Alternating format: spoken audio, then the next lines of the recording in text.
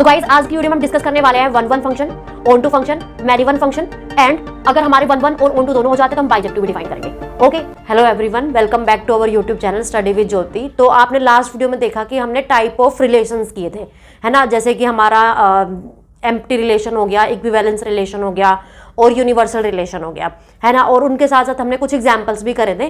तो आज हम क्या देखने वाले हैं, टाइप्स ऑफ फंक्शंस। जैसे आपके टाइप ऑफ रिलेशंस होते हैं, सिमिलरली हमारे पास टाइप्स ऑफ फंक्शंस होते हैं।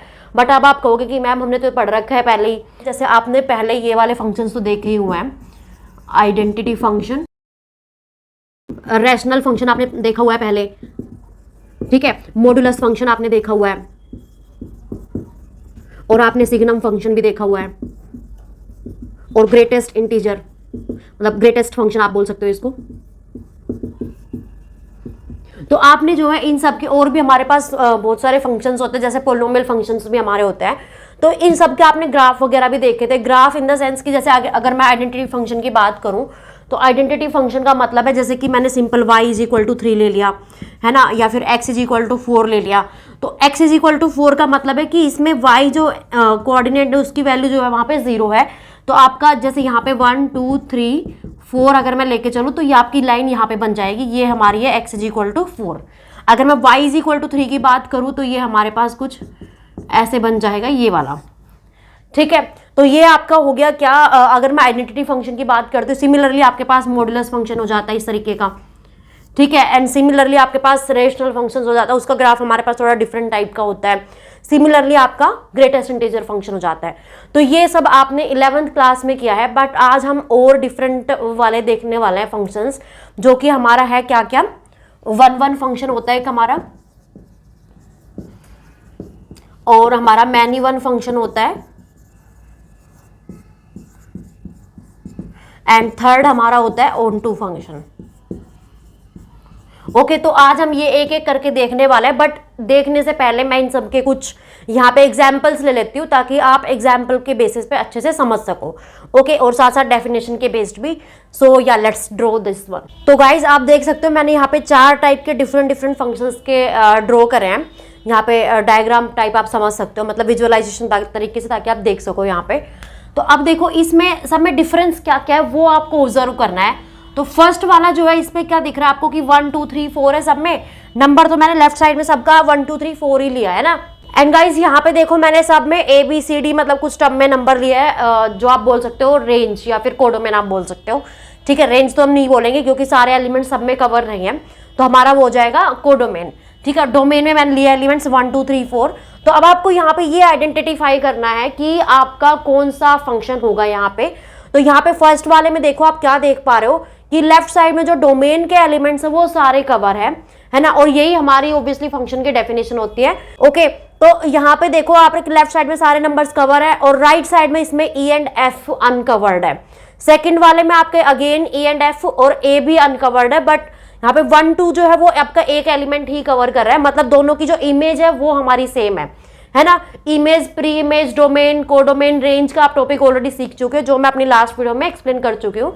अगर फिर भी कोई डाउट है तो आप दोबारा जाके देख लेना, लिंक आपको डिस्क्रिप्शन में मिल जाएगा। ओके, तो यहाँ पे देखो अब हम देखने वाले फंक्शन के किस किस टाइप के होते हैं।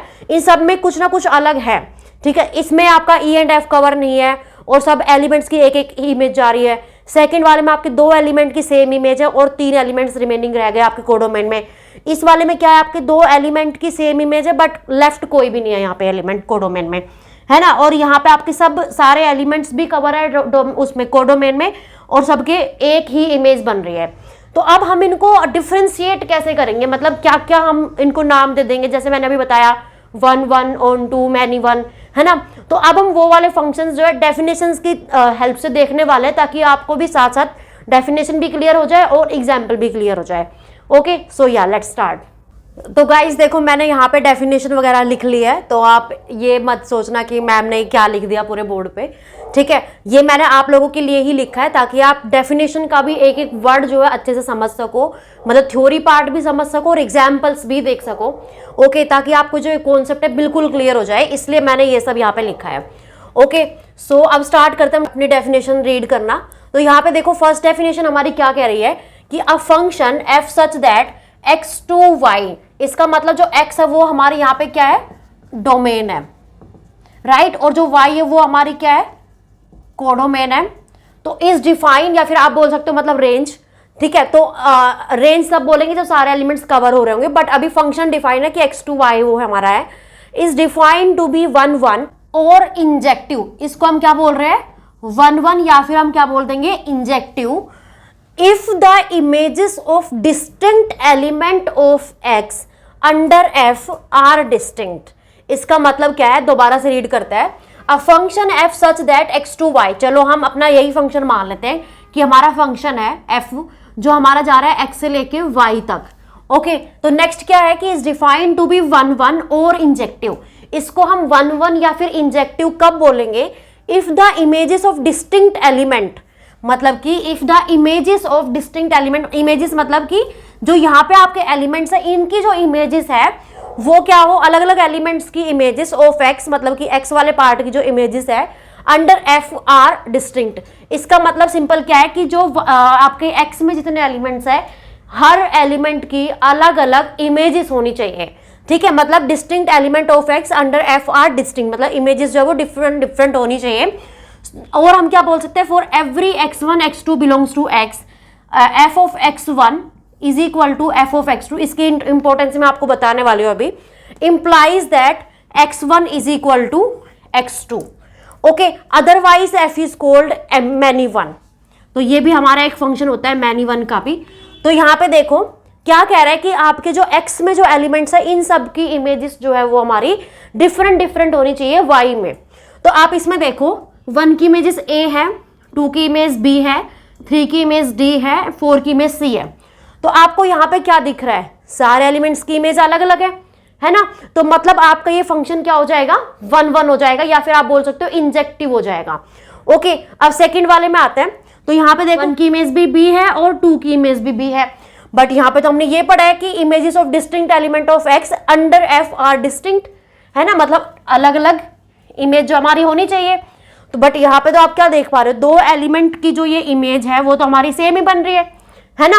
तो ये हमारा जो है 1 1 नहीं होगा, मतलब अभी तक हमारा जो फर्स्ट वाला फंक्शन है ये हमारा 1 1 है, ये हमारा 1 1 नहीं है। तो ये मतलब देखो क्या है, अब मैनी वन का मतलब क्या है कि जब आपके किसी 2 या 2 से ज्यादा एलिमेंट्स की इमेज सेम जा रही हो, ठीक है, जैसे यहाँ पे 1 और 2 की जो इमेज है हमारी बी जा रही है ना। तो ये क्या है कि इधर मैनी है और इधर 1 है। आप इस तरह तरीके से समझो कि मैनी 1, ठीक है, मतलब कि x में से आप मैनी ले रहे हो तो मैनी 1, मतलब 2 एलिमेंट की इमेज जो है सेम जा रही है। तो ये आपका कैसा फंक्शन हो जाएगा, मैनी 1।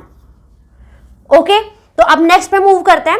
अब जो आपका नेक्स्ट एग्जांपल है 1 2 3 4, यहां पे भी आप क्या देख रहे हो, 1 और 2 की इमेज a जा रही है, मतलब सेम इमेज जा रही है 2 एलिमेंट की। तो ये भी हमारा 1 1 नहीं होगा, ये हमारा अगेन कौन सा हो जाएगा फंक्शन, मैनी 1। ओके, तो अब नेक्स्ट जो लास्ट पार्ट है उस पर देख लेते हैं। यहाँ पे 1 की इमेज b है, 2 की इमेज c है, 3 की इमेज a है, 4 की इमेज d है।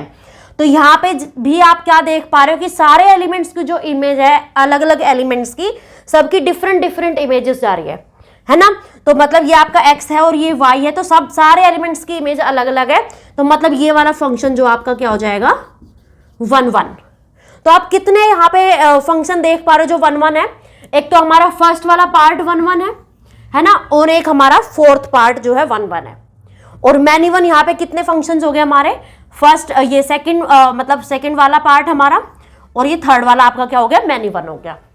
ओके, तो गाइस जो हमारी नेक्स्ट डेफिनेशन है वो क्या है, देखो a function f such that x to y, मतलब कोई फंक्शन है जो x टू y जा रहा है, जो अभी एक्सप्लेन किया मैंने, is said to be onto और सर्जेक्टिव। तो अब यहाँ पे क्या बात चल रही है हमारी, ऑन टू की बात चल रही है, और ऑन टू को हम बोलते हैं दूसरा नाम से क्या, surjective. Okay, if every element of y, अब यहाँ पे x की बात नहीं हो रही, पहले y की बात हो रही है। तो if every element of y means every element of y, मतलब y के हर element is the image of some element of x। इसका मतलब क्या है कि y के जितने भी एलिमेंट्स है यहाँ पे, वो हर एलिमेंट किसी ना किसी एलिमेंट की इमेज होनी चाहिए x में से।